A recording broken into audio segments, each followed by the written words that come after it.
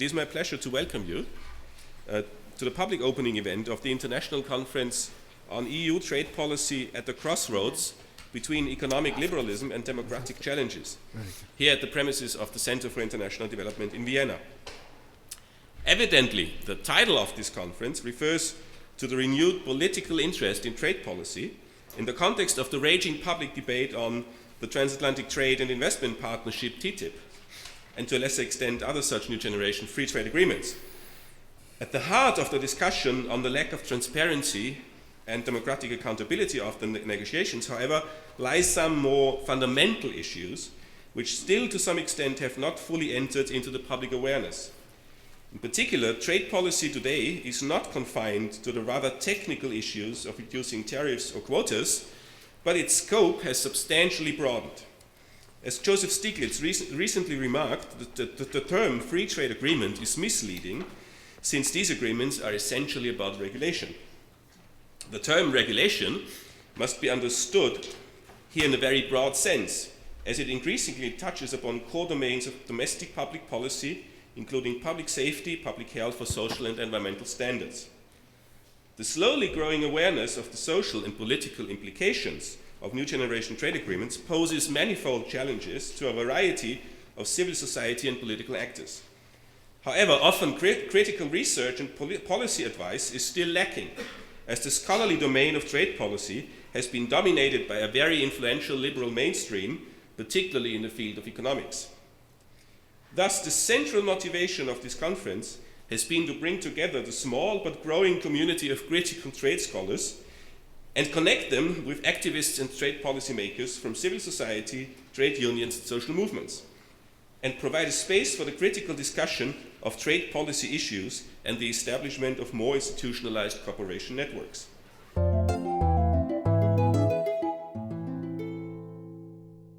So I think if you just look first of all at these two graphics, it will give you a clear idea of some of the ways in which the restructuring of the global political economy has produced certain kinds of effects which I think are ethically and morally unacceptable, but they do reflect the way in which the new trade and investment agreements are connected to a global political economy and geopolitical situation which has witnessed a historic shift in power relations. The left, communism more generally, socialism have been weakened, and there has been a global restructuring of power. It has concentrated power and wealth in the hands of a relatively small minority of the world's population, I would say a global plutocracy, who have amassed enormous wealth, partly through ownership and control of corporations. And this has been achieved by the development of rules that frame key economic and social questions on behalf of capital that are put into place by a governing class that's beholden to those interests. So capital is increasingly concentrated in the world that we live in oligopolistic and monopolistic corporations.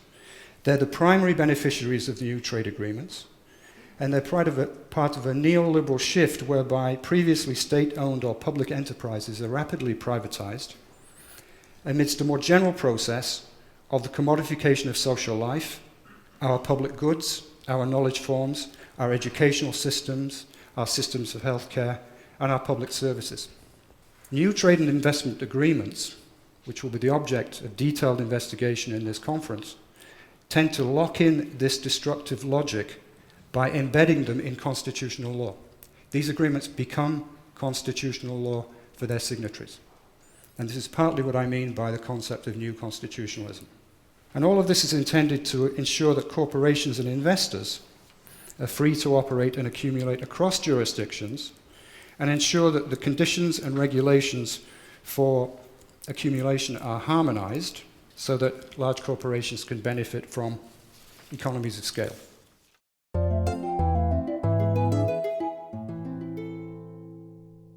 So despite the large number of organizations which have organized against the TTIP, over 400 in total, and a huge petition signed by over 3 million Europeans, the European Commission rejected the European Citizens Initiative, saying that citizens can propose laws but cannot stop laws being signed. What is impressive about the European-wide resistance is the way in which it is significant and growing and increasingly coordinated. It's making concrete organizational links, and many of the people associated with that, I think, are here in this audience. And it can build upon the crisis of legitimacy to press for a new kind of Europe. However, its political momentum needs to be translated into the capture of political power. And there are many very powerful, potent, and well-thought-through alternative policy ideas amongst progressive forces, but they need to be coordinated and translated into a capture of political power.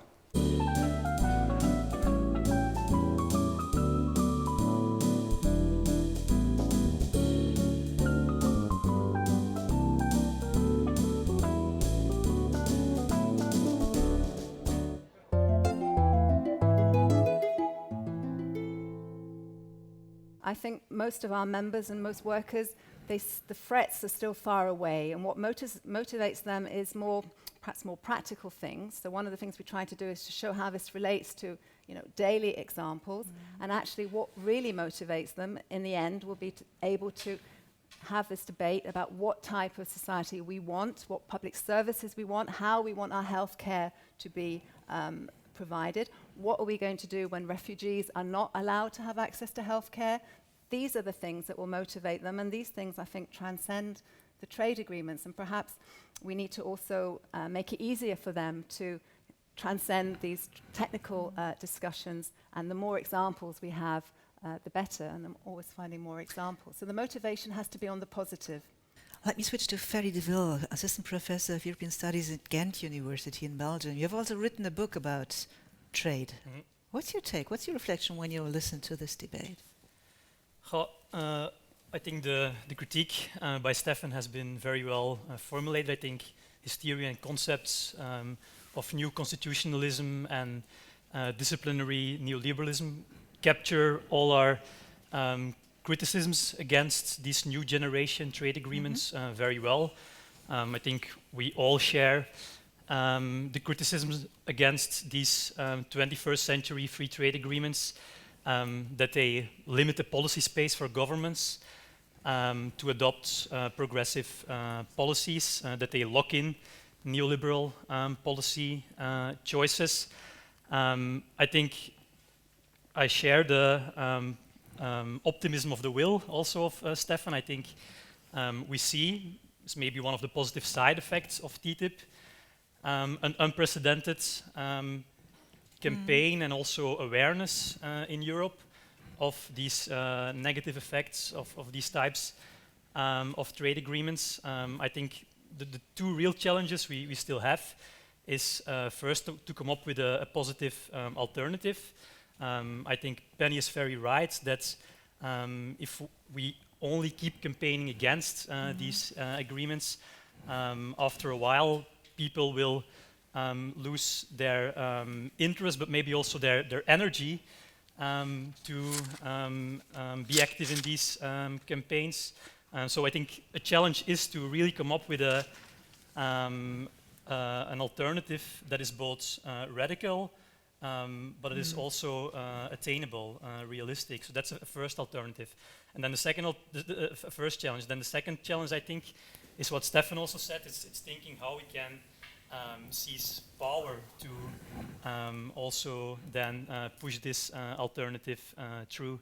So I think this is the challenge for us, the double challenge for us, progressives, academics, people working in NGOs, trade unions, to come up with a credible but radical alternative, and to think about how we can also politically realize this alternative. There was a whole group of people who came together over a period of about 4 years to construct an alternative trade mandate across the European Union, which did go through systematically all of the different areas of trade and investment and construct a positive agenda which would say we want to start by subordinating trade and investment to higher principles, because that is the fundamental thing within the European Union. Suddenly, capitalism has become God and everything else has been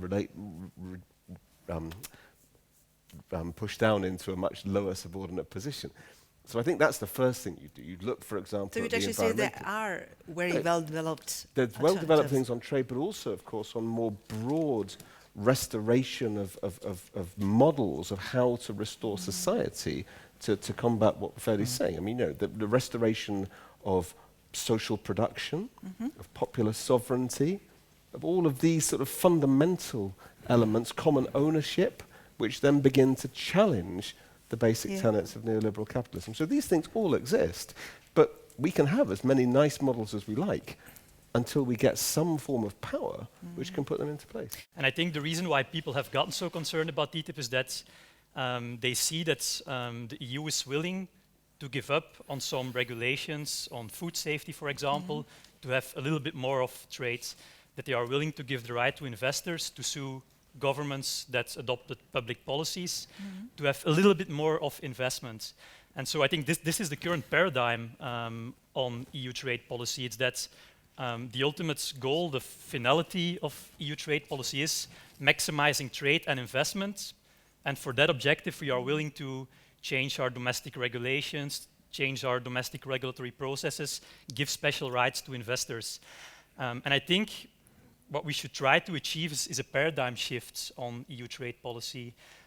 No longer maximizing trade and investment should be the ultimate objective, and for that we are then willing to change our regulations. No, I think we should put forward an idea of trade policy as an instrument to protect our domestic policy choices. For example, if we in the EU want to have ambitious climate policies, environmental policies, social policies, trade policy could actually be an instrument to protect and promote these policy choices. So I think this is also an attractive way to put it in a public campaign, that trade should no longer be an end in itself, as it is today in the current EU trade policy paradigm, but should become an instrument to protect and promote our European policy preferences.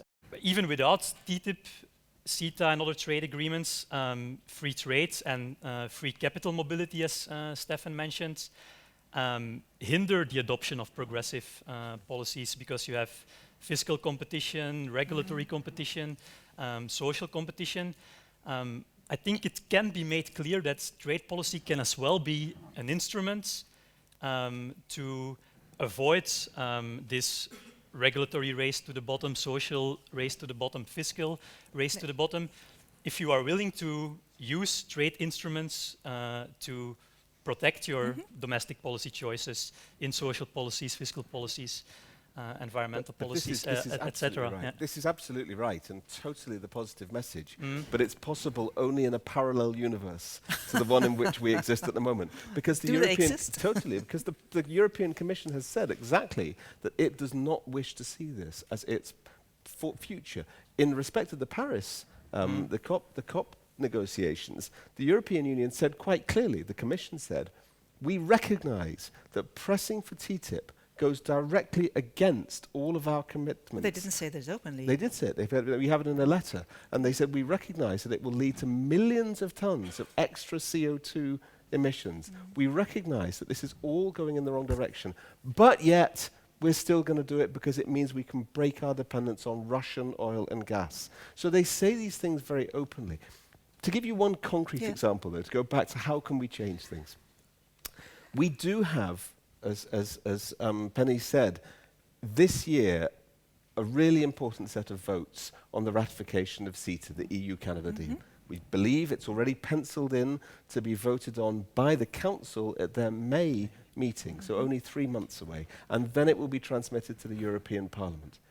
When we had the vote in the European Parliament in July last year, as a result of public pressure in Austria, the Austrian Social Democrats voted against the pro-TTIP resolution.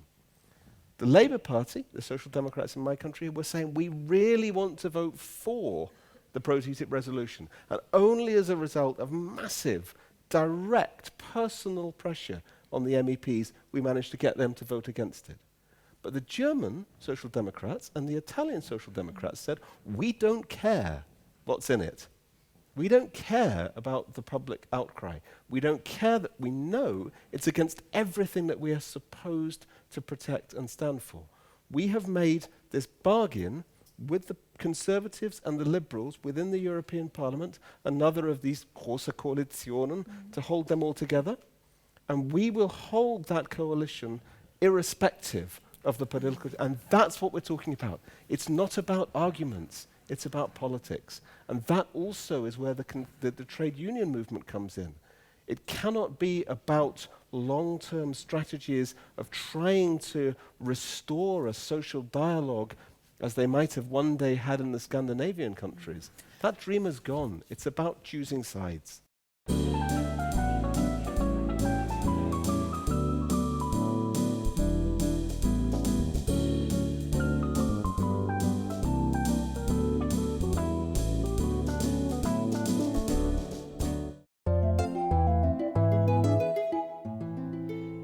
Which are, from your point of view, the most sensitive areas of public policy which need to be safeguarded in the TTIP negotiations on regulatory cooperation? My own view is that democratic choices are the fundamental thing that needs to be protected, because very often what manifests itself as a technical difference, a difference in the use of models or the particular numbers that one is getting for the impact of trade negotiations, if you probe deeply enough, it goes back to these expectations I was talking about before that have to do with what people expect of their relationship with their ruling authorities. I mean, so it becomes a question of democracy, and I do think that all these nations have been experimenting with forms of democracy for a very long time, and we should show respect to choices that people have made. Where do you see policy areas which are particularly sensitive from a social and environmental point of view? Well, there are certainly many, many possibilities. I think food safety and agriculture has been a hot topic with many different standards on the two sides. Chemicals policy is another area with chemical industry trying to roll back some parts of REACH as part of this. Labor standards could be an issue. It's not certain yet how much that will come in. There are many possibilities. Climate policy might also be another one. If you would take part in the negotiations of TTIP, what would you negotiate strongly and in what way? I would be concerned to limit the power of corporations to sue governments. I think this is one of the most undemocratic, undesirable ideas which has come up in these negotiations and seems to now be taken for granted. Even within Europe, you have, for instance, Vattenfall suing Germany over its energy policies. The idea of Americans suing Europe and Europeans suing America over policies like that seems to me one of the biggest things to avoid. To play with the title of one of your books, which is called Can We Afford the Future? I would like to ask you, can we afford TTIP? I'm not sure that I understand the problem that TTIP is trying to solve. From my point of view in America, it's easy to buy European products. When I visit Europe, it seems that many Europeans have succeeded in buying American products. European wine is widely available in America and many other products. So do we need TTIP? Do we need an omnibus regulation of trade that changes the rules across the board? The arguments about technical barriers to trade suggest to me that narrowly defined technical conferences in one industry or another to make, for instance, automobile safety standards match in the two jurisdictions, that might be necessary. I'm sure that's interesting to the automobile industry, but it doesn't require that you turn all the rules of regulation and trade upside down in order to have a nice conference about standardizing automobile safety. Maybe there are 3 or 4 industries that need to have a conference like that.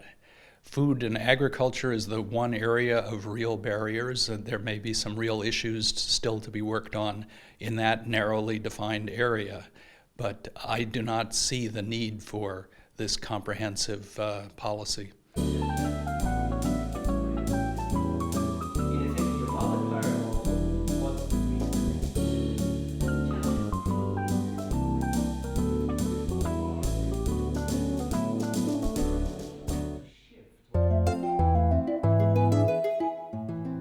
Well, there are many experiences. First of all, that it's a corporate-led agreement. And today we see in Mexico how the big winners of NAFTA have been the big corporations, both in the United States as well as Mexican companies that are able to export and invest abroad. The great losers are the people in the rural areas, also the small and medium companies that bankrupted by the tens of thousands, and also the national industry. Mexico used to have a strong national industry. We used to produce trucks, trains, and we used to be more self-sufficient in terms of fostering our own national development. All that has been dismantled in favor of large corporations. I remember when I was a kid, my father would take me to the national siderurgic plants and see how Mexico was building things with a national industry. All that was dismantled. And in general, the Mexican population has lost also a lot of what I would say our culture of food, our food culture.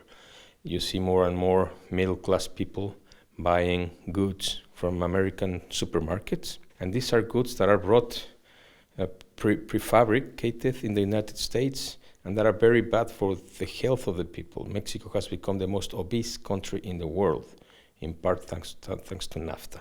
So the basic staple, which used to be nutritious food based on grains, on vegetables, on corn mainly, has been slowly being substituted by cheap imports, by junk food from the United States. No? So the whole culture of Mexico has been changing, and this has affected a lot the health of the people. I think the term free trade is a correct term. Sometimes they say it's not free trade, but I think if we understand it as free being a term that applies to corporations, they become free from having to attain to regulations, to human rights, and to anything that stops them from profiting.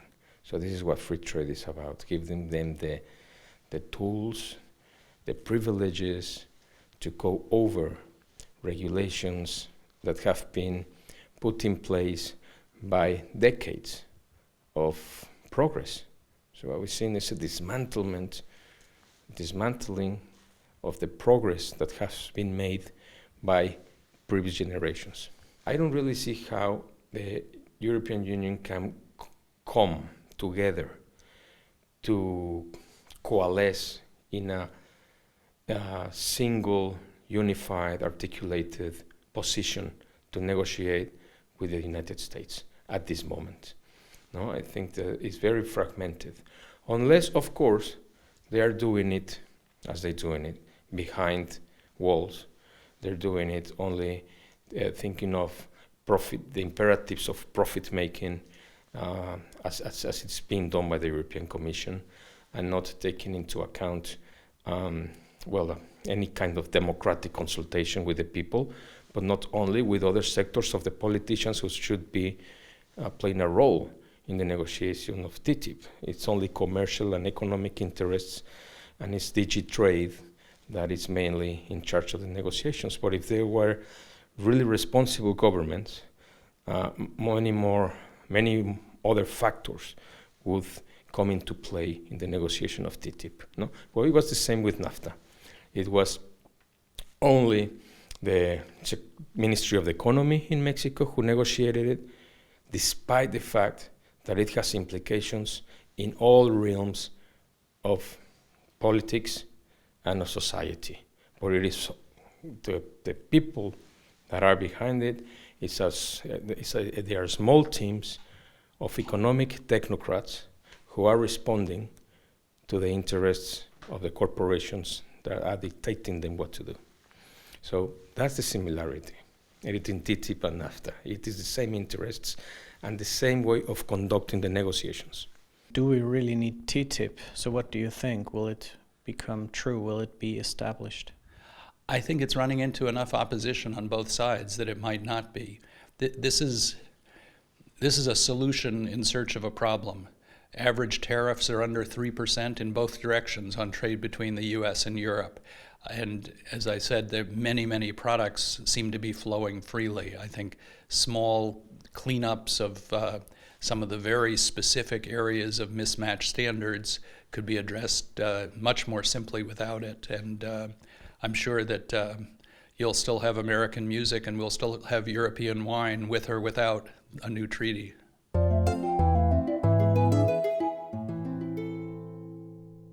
So we started in the Seattle to Brussels network also to discuss about what kind of alternative trade mandate or trade policy we want to have. And a process was started to develop a different vision, because at the same time there was the Global Europe vision developed by the European Commission as an answer to the fact that they couldn't get through or advance their interests, their corporate interests in the WTO. And the result of that is a document that was presented in 2012, and it's called Alternative Trade Mandate, Time for a New Vision. And in principle, I would say it is a lot inspired by what Manuel has already been referring to, the construction and the development of alternatives that came from other regions and which we were discussing also in our World is Not for Sale network. A new vision or an alternative trade mandate means an also radically different process for how trade agreements and investment agreements would be negotiated. So you wouldn't have, by any means, this type of secretive negotiations. You wouldn't have that power given to the Commission. It would be a process that is rooted in parliaments and to be the first ones to discuss whether there should be an agreement, a strong involvement of civil society, so that you have a different process that goes up. And then, of course, it suggests also that there should be all documents open, no secrecy in that sense. Also there should be some types of revision of trade agreements after some time, which I think is also an important element, because what we see now with these type of trade agreements is you're locked in. There is no chance of how you can get out in the future. So this is just to give a few elements, and then I would like to touch still on another element which is also discussed and I think will become increasingly an issue, which is the question of power and corporate power, and also how to work towards the destruction or the dismantlement of corporate power, which is not so central perhaps in the alternative trade mandate formulated, but there is other networks which include very much the same type of actors, but there is a huge awareness of that there needs to be done something on that as well.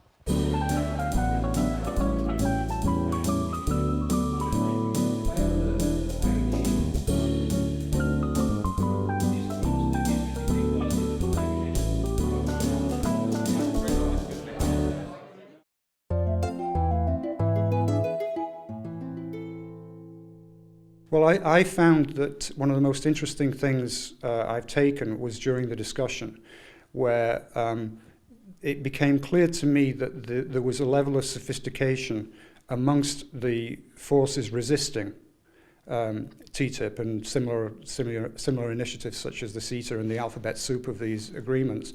But people were thinking well beyond those. In other words, they were thinking about what the fundamental aspects of economic and social policy were, what was the dominant framework of that policy, and how to think beyond them. In other words, to think beyond the confines of what could be called the ordinary politics and the ordinary discussion of these things. To think about what kind of society people want to see, how it relates to the problem of climate change, the threats to the biosphere, and so on. And it became clearer to me that there is a lot more going on here than I thought was the case when I flew in from Canada. So I was very encouraged by that. To use the phraseology I used in my presentation, I came with a bit of the pessimism of the intelligence about the situation, and I've gone away with a little bit more optimism of the will to create something interesting, important, and progressive. That was an extremely interesting and also important conference, as we had scholars from all over the world giving us interesting insights in international trade politics, in regulation, and how we can assure regulation.